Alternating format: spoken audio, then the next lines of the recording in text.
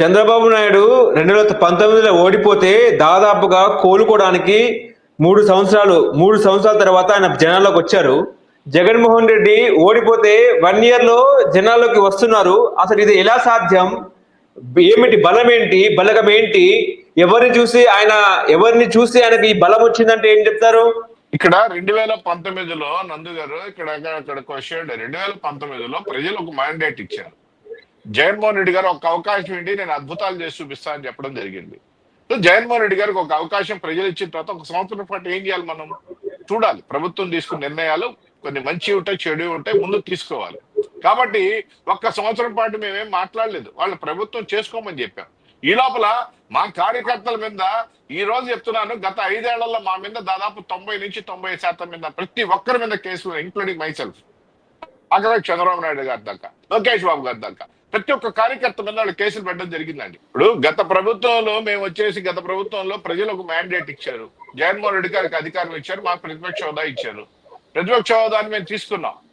ప్రజలకు అన్యాయం జరిగితే వీధుల్లోకి వచ్చేదాన్ని మేము రెడీగా ఉన్నాం, ప్రజలు గొంతుకై మేము వచ్చి నిలబడేదాన్ని మేము రెడీగా ఉన్నాం. కాకపోతే 1 సంవత్సరం టైం ఇచ్చాం. అది ఆ సంవత్సరం కాలం తర్వాత ఏం జరిగిందంటే 2019 నుంచి 2020 దాకా మేము టైం ఇచ్చిన తర్వాత 2020 ఏం జరిగింది? కరోనా స్టార్ట్ అయింది. కరోనా స్టార్ట్ అయిన తర్వాత 2020 నుంచి 2021 దాకా కరోనా టైంలో ఎవరు కూడా ఈదుల్లోకి జనాల్లో పోకూడదు కాబట్టి మేము 2023 దాకా జనంలో రాలేకపోయాం. 2023లో లోకేష్ బాబు గారు ఇమ్మీడియట్ గా యువగణం స్టార్ట్ చేశారు, బాబు గారు రావడం మొదలుపెట్టారు. వదిలిపెట్టిన తర్వాత మళ్ళీ మీరు వచ్చేసి అన్ని ఆంక్షలే కదా. కాబట్టి జనంలోకి మేము 3 ఏళ్ళు రాకపోవడం కాదు, పరిస్థితులు రానిలేదు. 1 సంవత్సరం మాత్రమే రాలేదు, తర్వాత 2 సంవత్సరాలు వచ్చే పరిస్థితుల్లో కరోనా వల్ల రాలేదే గాని నిన్ను చూసి భయపడి కాదు. నువ్వేం చేస్తావు అని భయపడాలా? జగన్మోహన్ రెడ్డి పదే పదే అంటున్నారు ఏంటంటే, నేను వచ్చిన తర్వాత 2.0 చూపిస్తా, సినిమా చూపిస్తా, 7 సముద్రాలు దాటినా కూడా చట్టం ముందు దోషిగా నిలబెడతా అన్నట్టు కూడా మాట్లాడుతున్నారు ఆయన. ఎవరిని బ్లాక్ మెయిల్ చేస్తున్నాడు? ఎవరిని భయపడుతున్నాడు? అసలు నువ్వు బయటకు వచ్చేదేంది? నువ్వు అధికారంలోకి వచ్చేదేంది? ఈ భాషకి, ఈ వాతావరణంకే కదా జనం నిన్ను రానికుండా ఉండేది. అదేమన్నంటే ప్రజలను ఉద్ధరించేసాను, ప్రతి ఒక్కరిని కోటీశ్వరం చేశాను, ప్రతి ఒక్కరికి లక్షలు ఇచ్చాను. ఏం మాట్లాడుతున్నాడు జగన్మోహన్ రెడ్డి గారు? జగన్మోహన్ రెడ్డి గారిని ప్రజలు ఎందుకు పక్కన పెట్టారో ఇంకా తెలుసుకునే పరిస్థితిలో లేడు. ఇప్పుడు జీవితంలో రానిరండి. జగన్మోహన్ రెడ్డి గారు ఇంకో 10-15 ఏళ్ళు ఇంట్లో ఉండాల్సిన పరిస్థితి ఏర్పడుతుంది. కూటమి ప్రభుత్వం ఎక్కడ లోడ్ చేస్తుంది? నువ్వేమన్నా అమరావతి నిన్న ప్రెస్ మీట్ లో అమరావతి గురించి ఎందుకు మాట్లాడలేదు? నువ్వు నీ గొప్పలు చెప్పుకుంటున్నావు, అమరావతి రాజధాని అనే మాట ఎందుకు మాట్లాడలేకపోతున్నావు? పోలవరం గురించి ఎందుకు మాట్లాడలేకపోతున్నావు? రాష్ట్రానికి వచ్చే అభివృద్ధి గురించి ఎందుకు మాట్లాడలేకపోతున్నావు? ఏం మాట్లాడినా సంక్షేమం సంక్షేమం సంక్షేమం. 11 లక్షల కోట్ల అప్పులు తీసుకొచ్చి 2.5 లక్షల కోట్లు నువ్వు డబ్బులు ఇచ్చేసి మొత్తం ఏదో ముద్రించేశారని మాట్లాడుతున్నావు. అన్ని ప్రజలు గమనిస్తున్నారు ముందు గారు. ఇప్పుడు ముఖ్యంగా ఏంటంటే, గత ప్రభుత్వంలో ఆడుదాం ఆంధ్ర అనే పథకం తీసుకొచ్చారు, వాళ్ళ ప్రోగ్రామ్ తీసుకొచ్చారు. ఆ ప్రోగ్రామ్ లో ఏంటంటే విజిలెన్స్ రిపోర్ట్ కూడా కంప్లీట్ అయింది. రేపు మాపో డీజీపీ కూడా విజిలెన్స్ రిపోర్ట్ ఇచ్చే అవకాశం ఉన్న నేపథ్యంలో 400 కోట్లు గాంబ్లింగ్ చేశారని చెప్పేసి చర్చ నడిచింది. దీని మీద కూడా ఏమైనా ఎంక్వైరీ స్టార్ట్ అయ్యే అవకాశం ఉందా?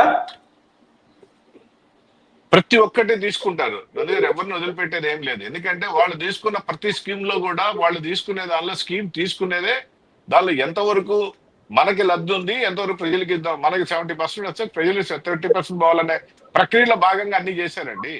నాడు నేడు గురించి గొప్ప చెప్తారు జగన్మోహన్ రెడ్డి గారు. ఎందుకు ఇన్ని స్కూల్స్ ఇంకా ఖాళీగా ఉన్నాయి? మీరు ఆడుదాం ఆంధ్ర ఏంది, ఆడుదాం ఆంధ్ర అని చెప్పేసి మీరు ఏదో క్రికెట్ మ్యాచ్ ఆడారు కాబట్టి ప్రజలు అన్ని చూసే కదా 11 సీట్లు ఇచ్చారు మీరు క్రికెట్ ఆడుకోమని. కాబట్టి అన్ని చూస్తున్నాను. నేను జగన్మోహన్ రెడ్డి గారు మాట్లాడారు నాడు నేడు గురించి. మీకు ఒక విషయం క్లారిటికల్ గా నేను చెప్తాను. నాడు నేడులో జగన్మోహన్ రెడ్డి గారు మేము స్కూల్ అద్భుతంగా చేసాం, ఈనాడు స్కూల్లో వచ్చేసి బస్సులు పట్టిపోయినా నేను మాట్లాడేశాడు. బానే ఉంది. నేనేమంటానంటే మీ ప్రభుత్వంలో ఫస్ట్ 3 ఏళ్ళు కూడా తీసేద్దాం. ఎందుకంటే కరోనా టైంలో కూడా స్కూల్కి ఎవరు పోవాలి విద్యార్థులు. దాని తర్వాత 2 సంవత్సరాల్లో ప్రతి సంవత్సరం 5 లక్షల మంది పిల్లలు డ్రాప్ అవుట్ అండి. మీరు డబ్బులు ఇచ్చింటే ఎందుకు డ్రాప్ అవుట్లు అవుతారంటున్నా. 5 లక్షల మంది పిల్లలు డ్రాప్ అవుట్లు స్కూళ్ళల్లో. చాలా స్కూళ్ళు మూతపడిపోయినాయి.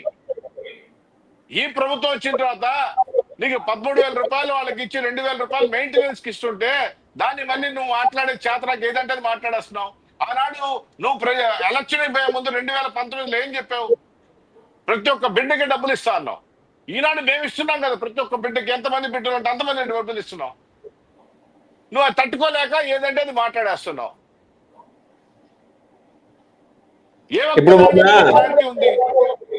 ఇప్పుడు మొన్న సీఎం చంద్రబాబు, విద్యాశాఖ మంత్రి లోకేష్ గారు ఒక స్కూల్కి వెళ్ళారు. ఆ స్కూల్కి వెళ్తే జగన్ ఇచ్చిన బెంచీలే ఉన్నాయి, జగన్ ఇచ్చిన టెలిప్రాంప్టరే ఉందని కూడా మాట్లాడుతున్నారుగా. జగన్మోహన్ రెడ్డి నిన్నటి దాకా 5 ఏళ్ళు పరిపాలన చేసిన భవనం కూడా చంద్రబాబు నాయుడు కట్టించిందండి. జగన్మోహన్ రెడ్డి గారు కూర్చొని సచివాలయ వ్యవస్థ కూడా చంద్రబాబు నాయుడు గారు కట్టించిందండి. అలా అని చంద్రబాబు నాయుడు గారి సొంత డబ్బులో లేకపోతే జగన్మోహన్ రెడ్డి గారి సొంత డబ్బులో కాదు. ఒక ప్రభుత్వం కార్యక్రమం తీసుకున్న తర్వాత ఆ కార్యక్రమంలో భాగంగా జరుగుతూ ఉంటాయండి. దాన్ని ఇంకా ఏదైనా అప్గ్రేడ్ చేయాలా? విధ్వంసంగా చేయాల్సింది మంచిదే కదా. ఒక స్కూల్ చేస్తే బాగు చేస్తే మంచిదే. ఇంకా చాలా స్కూళ్ళు ఉన్నాయని చెప్తున్నాం. కానీ జగన్మోహన్ రెడ్డి గారు ఏ భ్రమంలో బతుకుతున్నారంటే మొత్తం స్కూల్ డెవలప్ చేశాను, ఇంకేం చేయలేదు, వీళ్ళు పిల్లల్ని కూడా రావడం లేదని ఏదో భ్రమంలో బతుకుతున్నాడు ఆయన. ఇప్పుడు ఇప్పటికే ప్రభుత్వం మీద వ్యతిరేకత స్టార్ట్ అయింది, అందుకే జనాలు నన్ను చూడడానికి వస్తున్నారు, నేను చేసిన మంచి కోసం వస్తున్నారని కూడా మాట్లాడుతున్నారుగా. నిజంగా ఏపీలో 1 year లోనే కూటమి మీద వ్యతిరేకత స్టార్ట్ అయిందంటారా? నందుగారి, ఏ వర్గం నీ దగ్గరికి వచ్చింది? ఏ వర్గాన్ని మేము తృప్తిగా చేయలేదు, మీరు తృప్తిగా చేసావు? అమరావతి రైతులు ఈరోజు తృప్తిగా లేరా? నువ్వు ఇంకా 200 మంది చెప్పే వాళ్ళ మొక్కలు కూడా చూడలేదు. 5 సంవత్సరాలు కరోనా సైతం వాళ్ళు రోడ్లలో కూర్చుంటే ఆఖరికి వాళ్ళు దేవస్థానంతో న్యాయస్థానంతో దేవస్థానాలు తిరుగుతుంటే కనీసం వాళ్ళు తినడానికి తిండి కూడా లేకుండా రోడ్ల మీద దింపించి వాళ్ళ కన్నీళ్ళు బాధలను చూడలేదా? ఎవరు వచ్చి నీ దగ్గరికి అంటున్నారు రైతులు? నీ పేపర్లో, నీ సాక్షి మీడియాలో తప్పుడు రాతలు తప్ప ఏ ఒక్క రైతైనా నీ దగ్గరికి వచ్చి విచారించుకు వచ్చాడా? నీ ముఖం చూస్తాడా కనీసం? నీ ముఖం అమరావతి రైతులు లేరు. సంపత్ గారు, సింగయ్య భార్య సింగయ్య కుటుంబీకులు కూడా పరామర్శించిన అన్నాడుగా. అదే చెప్తున్నా, సింగయ్య నువ్వు చంపేసి నువ్వు పరామర్శించావు. నేనేమో నీ చెల్లిని పోయి పరామర్శించవయ్యా? సునీత కూడా ఉంది కదా, సింగయ్య లాగా సునీత కూడా ఉంది కదా. సునీతను ఎందుకు పరామర్శించావు? సునీతను కూడా పరామర్శించి పోయి, తండ్రి లేడు, కోల్పోయాడు కదా, వివేకానంద రెడ్డి గారు చంపబడ్డాడు, వాళ్ళ తండ్రి లేడు, సునీతను కూడా విచారించి పోయి. సంపత్ గారు, నిన్న గుడివాడ ఏం జరుగుతుంది? గుడివాడలో ఉప్పల హారిక మీద ఎందుకు అటాక్ చేశారు మీరు? సార్ ఇక్కడ ఒకటి గుర్తుపెట్టుకోండి సార్, ఇక్కడ ఏదైనా ఒక వ్యక్తి మీద దాడి అంటే ఆ వ్యక్తి చేసిన ప్రవర్తన మీద ఎవరికో ఏదో చేస్తే ప్రతి ఒక్క దాడులు మా మీద ఆపాదించడం. ఉదాహరణకి మీరు మాట్లాడుతున్నారు, అంతకంటే పెద్ద దాడి జరిగింది నెల్లూరులో ప్రసన్న కుమార్ రెడ్డి గారి ఇంటి మీద దాడి జరిగింది. ప్రసన్న కుమార్ రెడ్డి గారి ఇంటి మీద దాడి చేస్తే నిజంగా బాధాకరం. దాడి చేయడం తప్పు, ఆ ఇళ్లలోకి పోవడం తప్పు, దాడి చేయడం తప్పు. ఎవరు చేసినా దాన్ని ఎవరు కూడా క్షమించేదేం లేదు. ఎందుకంటే అదే ప్రశాంత్ రెడ్డి గారు, అదే విపిఆర్ ఎవరైతే వేమిరెడ్డి ప్రభాకర్ రెడ్డి ఎంపీ ఉన్నాడో వాళ్ళిద్దరు కూడా అదే పోలీస్ స్టేషన్ లో కంప్లైంట్ ఇవ్వడం జరిగింది. ఎవరైతే దాడి చేశారో వాళ్ళకి శిక్షించాలని చెప్పి. దాన్ని ఎవరు ప్రోత్సహించారండి? ఎవరు కూడా స్వాగతించారు. అయితే వాళ్ళు మాట్లాడిన భాషలో, వాళ్ళు చేసిన పనులకి ఎవరికో కాలి ఎవరో పోయి చేర్చారు. దాన్ని మళ్ళీ తెలుగుదేశం పార్టీ మీద ఆపాదిస్తారు. తెలుగుదేశం రౌడీలు చేశారని చెప్పి నిన్న కూడా జగన్మోహన్ రెడ్డి గారు మాట్లాడారు. అరే ఆయన మాట్లాడింది ఎందుకు మాట్లాడనే మాట్లాడట్లా.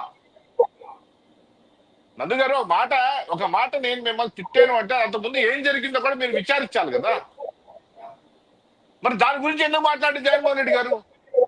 ఒక ఆడమనిషి మీద నీచంగా మాట్లాడితే అందరూ అన్ని వర్గాలు ప్రసన్న కుమార్ రెడ్డి గారిని మందలిచ్చినాయి. ఆఖరాకి కోర్టులు సైతం ఆ భాష ఏందని మాట్లాడితే ఒక జగన్మోహన్ రెడ్డి గారు అది పట్ల ఆయన ఇంటి మీద దాడి చేశారంటారు. ఎందుకు దాడి చేస్తారు? ఎవరు చేస్తారు? తెలుగుదేశం పార్టీ అనుకుంటే దాడి చేయలేదా నీ దగ్గర? అందులో మా నెల్లూరులో సంస్కృతి లేదండి. చాలా స్పష్టంగా ఉంటుంది నెల్లూరులో. ఆ విధమైన వాతావరణం ఉంది. నాయకులు ఎక్కడ కనపడినా పలకరించుకుంటారు, ప్రతిపక్ష నాయకులు కూడా. ఎంత బాధ కలిగి ఉంటానో ఎవరో పోయి చేస్తే దాన్ని మళ్ళీ మా మీద ఆపాదిస్తారు. జగన్మోహన్ రెడ్డి గారు మాట్లాడేదానికి అర్థం పద్ధం ఉండదండి.